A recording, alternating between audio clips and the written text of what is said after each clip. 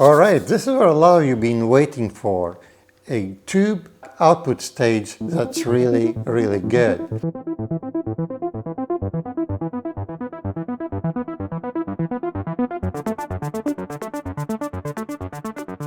So many designs out there, and there's so many that I have tried personally, but this is probably one of the best tube output stage I've heard. And this one is by WB Manufacture. This is a company from Sweden run by a gentleman named Frank. WB Manufacture is a really good company in Sweden. They're actually known for manufacturing some very high-end tube preamplifiers and amplifiers. You feel free to check out their website, and they can actually manufacture something custom made for you, and that's what kind of where their niche product is. Some of their stuff is affordable, some is very expensive, so these guys know their tube amplification very well. The Gapster TD1 DAC along with the WB Manufacture tube output stage were actually used at the Munich High 5 Days show along with some of Sebastian's new venture here, building some cool speakers. We'll talk about those a little later. The DAC with the output stage received a lot of praise from the visitors at the show. So the kit includes a fully assembled board with tubes and also the power supplies to actually power the board. So basically all you have to do is plug in the outputs into the inputs and you're good to go. In this case I am using a Gapster TD1 DAC, but you can use it for any output stage that you might want to use. In this case we are using it with the Gapster TD1 DAC. And this one is running with a streamer from in Canada. You could see it here on the side. This board is suitable not just for the Gapster TD1 DAC, but for any DAC that has a current output. We have 4 tubes here.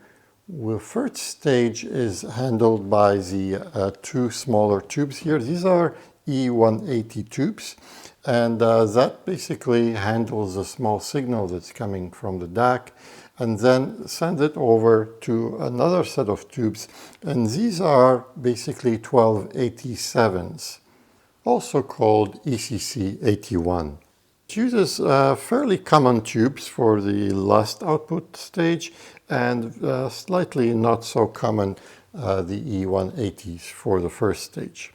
But I think that's where the secret lies, because it's a little bit of an unconventional output stage. Because I have tried quite a few of them, and I haven't been super impressed with the majority of the ones.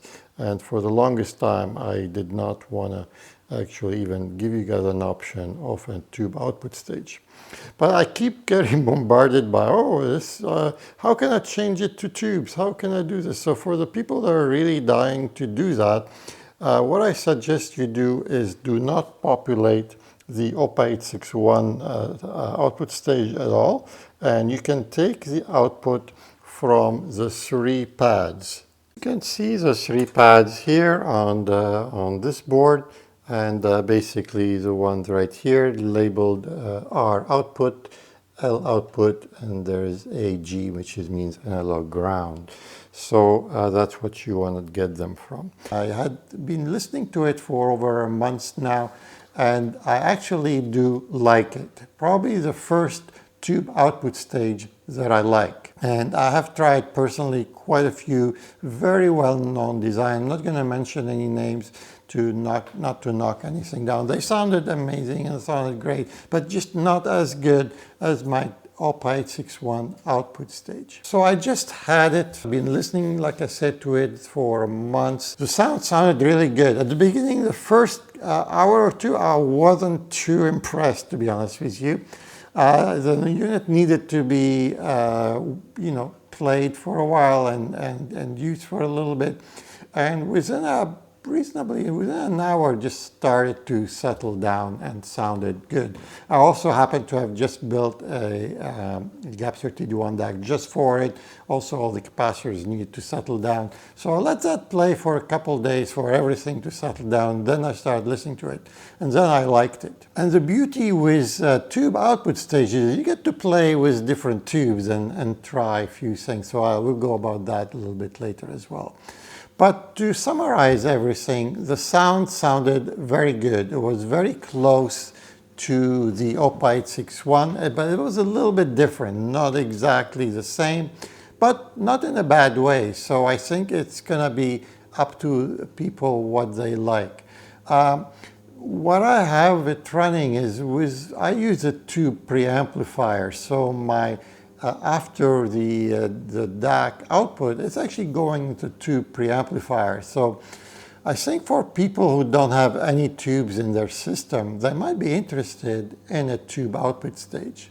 So if you have, let's say, all solid state amplification, you might be interested in a tube output stage. You just give it a little bit of flavor and give you a chance to play around and change a few things here and there with the sound.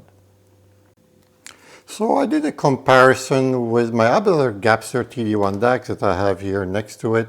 So this one is actually being supplied by Neversolo T8. It's actually open right now. I'm actually testing clocks. So I decided to use the exact same clocks I'm using on the basically tube stage there on the other side. So it's fairly similar setup.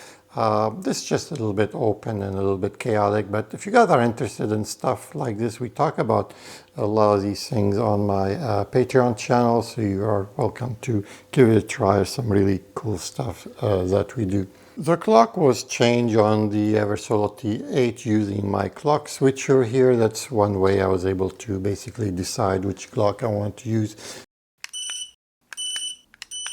But for this purpose, I want to use the same type of clock on both systems. So I think it's, I wouldn't say it's better than the OPA 861. I wouldn't say it's worse. It's just slightly different. Where it's different, the bass is a little bit stronger with the tube, but that also depends on which tubes you're using, because that's the thing with tubes, you can change things. Also, the imaging is just slightly, it's almost the same, just maybe just a tiny bit, just a little bit narrower. But other than that, it has this tube sound, where if I could say that, that also maybe compensate for the other tube. If you have a tube output stage, now you have the chance to try different tubes. And we have tried different tubes. The tubes that Frank sent me are JJ tubes. In my books, JJ tubes are probably at the bottom of the scale. Some might disagree. But to be honest with you, I had a friend of mine who have over 1,000 tubes at his place. I'll call him the tube guy there from here on. And he brought a whole bunch of tubes with him, and we tried quite a few. And we actually settled on some really nice Braemar vintage tubes, and they sounded pretty good actually. A little bit better than the JJ tubes that the Frank sent me. And this is when I start loving it a little bit more than before. At the beginning, I was kind of a little skeptic about it. Changing the E180 tubes did not change anything in sound, so I do not recommend you change those. But changing the 1287s did do some small changes. Whenever we have a tube amplifier, preamplifier, or in this case an output stage, everybody gets so itchy, they want to change things. So they will be like, oh, can we change the capacitors? I'm kind of like that too. Can we change those? Because the capacitors that comes with the kit here are actually Solon French-made capacitors. They're actually nice capacitors, but by all means, these are not the most expensive or best capacitor you can get. Also, like I said, it comes with a JJ tube, so you might want to, some people are itching to change things. And with this, you can't, so you get the chance to change things. So Well, the sound will change a little bit based on what kind of capacitors you use and what kind of tubes we use. I haven't changed the capacitors yet, so that would be another day for another video. Though myself always building things, designing boards and stuff like that, I felt like there's certain things that can maybe improved in the future. The layout of the board, you know, if someone could want to use big, huge capacitors, not enough room, so maybe slightly bigger board could be better, and just slightly more labeling of the different inputs and outputs and stuff like that would help. Not that that's going to change anything in the sound, but like I said, it's just some small thing that could be improved. I did mention to Frank and to Sebastian that are basically looking after this project, and they did mention that they will take my recommendations definitely in consideration, and they will make a new board that's a little bit more improved, especially more in the layouts. So if someone wants to change a few things, it will be a little bit easier.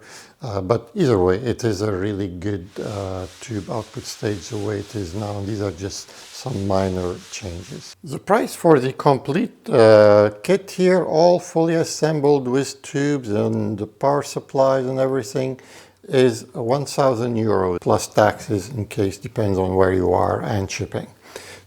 What's really nice about the board is we have here power. We have plus and minus 5 volt, and also we have 15 volt as well. All the voltage that you need to actually power a Gapster TD1 DAC. You could see actually using the actual power from the main board to power my DAC here. And there are actually two CRLC filters in here, one for the double for the plus and minus 5 volt and one for the 15 volt. And that helps regulate them, because as good as these are, and they're not bad actually, I tested them, they're fairly low noise. But with the CRLC filter you get to some very low ripple, which is really good. So I think for the price and for such product all fully assembled like that, it's a pretty good deal. The quality and the sound, most importantly, do show a good level of quality here. The other thing is, if you are in North America and you require 110 volt power supply, so this one comes with a 220 volt power supply. So maybe ask Frank if maybe he can send you a 110 volt or 120 volt version. That will make your life easier. So just the small things, not that it's going to change the sound or anything, but I'm sure these are easy fixes that can be done.